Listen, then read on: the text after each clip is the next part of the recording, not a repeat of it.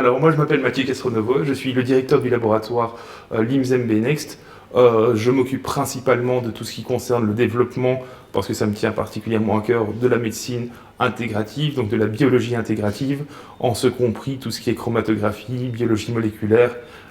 et sérologie, vu que ce sont les trois départements dans lesquels se retrouvent principalement les différentes analyses que nous allons proposer. Le laboratoire LIMS a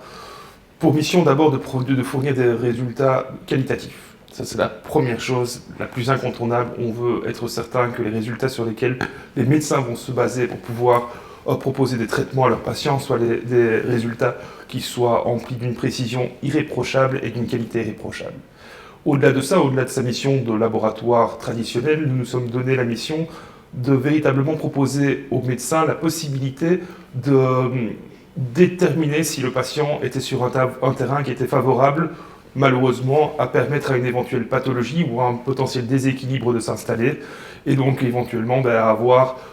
des problèmes qui apparaissent. Et notre volonté est vraiment de pouvoir permettre aux médecins de se positionner avant la maladie, en intégrant tous ces paramètres pour pouvoir corriger le tir et permettre aux patients de continuer à évoluer sans rencontrer le moindre problème qui soit.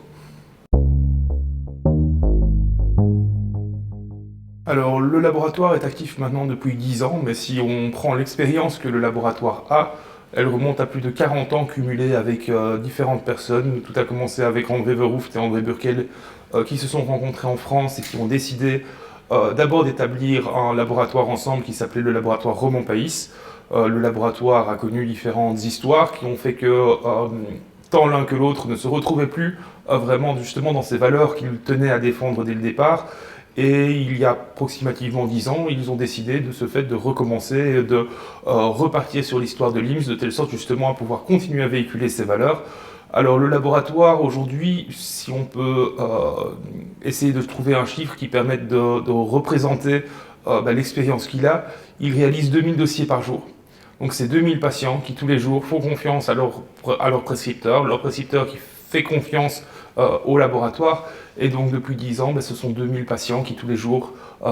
viennent chercher des informations qui vont permettre soit de préserver leur état de santé, soit d'essayer de comprendre pourquoi cette maladie qui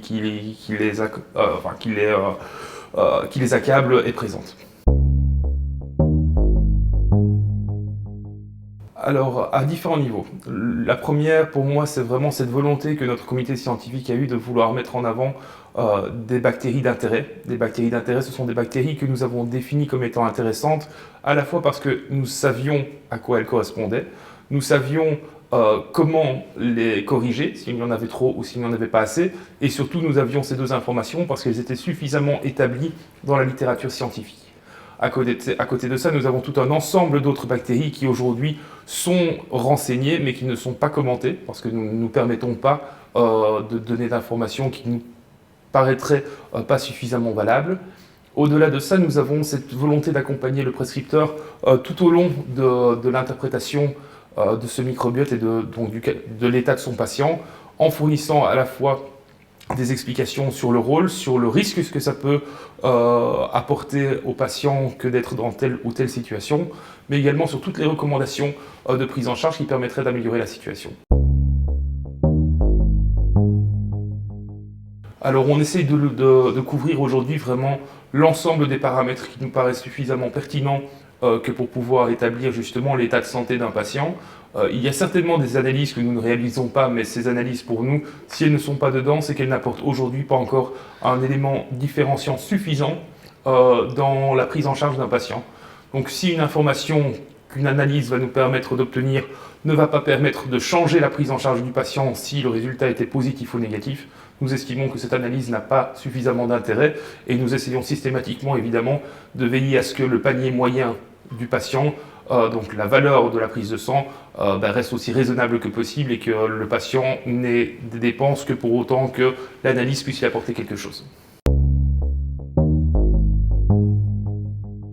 Pas pour valider scientifiquement, mais nous accompagnons régulièrement des universités. On travaille notamment avec l'Université catholique de Louvain dans le cadre de différentes recherches qui vont qui vont vraiment recouvrir différentes étendues et où ils ont besoin de nos paramètres pour permettre d'objectiver l'efficacité, soit de la prise en charge qui va vouloir être proposée. Ça reste en général assez secret parce que justement on est un laboratoire qui doit se veut indépendant, et le client qui fait appel à l'université catholique de Louvain tient à ce que ces paramètres soient aussi confidentiels que possible, mais on a effectivement pas mal de sollicitations de milieu universitaire. Donc chaque analyse, bien évidemment, a toute une période de validation, donc c'est-à-dire que nous allons bien évidemment nous assurer que les analyses soient répétables, qu'elles soient reproductibles, que nous puissions, même si nous étions dans des conditions différentes, obtenir exactement les mêmes résultats que ceux que nous avions obtenus préalablement. Nous avons dans chaque run, donc chaque fois que nous réalisons une analyse, nous avons des contrôles de qualité qui vont être intégrés de telle sorte à ce que l'on vérifie bien que les résultats bas se retrouvent bas, les résultats moyens se retrouvent moyens, les résultats hauts se retrouvent hauts. Pour illustrer, lorsque nous avons une gamme qui va aller de 5 à 500, nous aurons un paramètre qui va être un contrôle qui sera mis à 15, un contrôle qui sera mis à 250 et un contrôle qui sera mis à 500. Il faut que ces trois résultats se retrouvent exactement là où on les attend pour qu'on soit certain que notre gamme soit bien calibrée.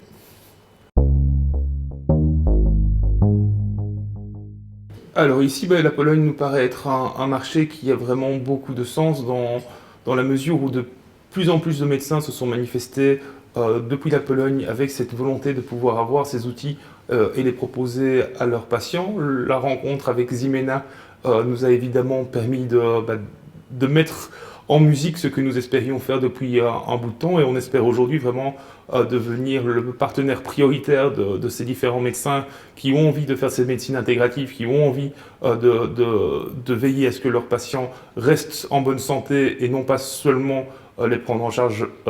lorsqu'ils sont malades, puissent avoir des outils efficaces et fiables à leur disposition.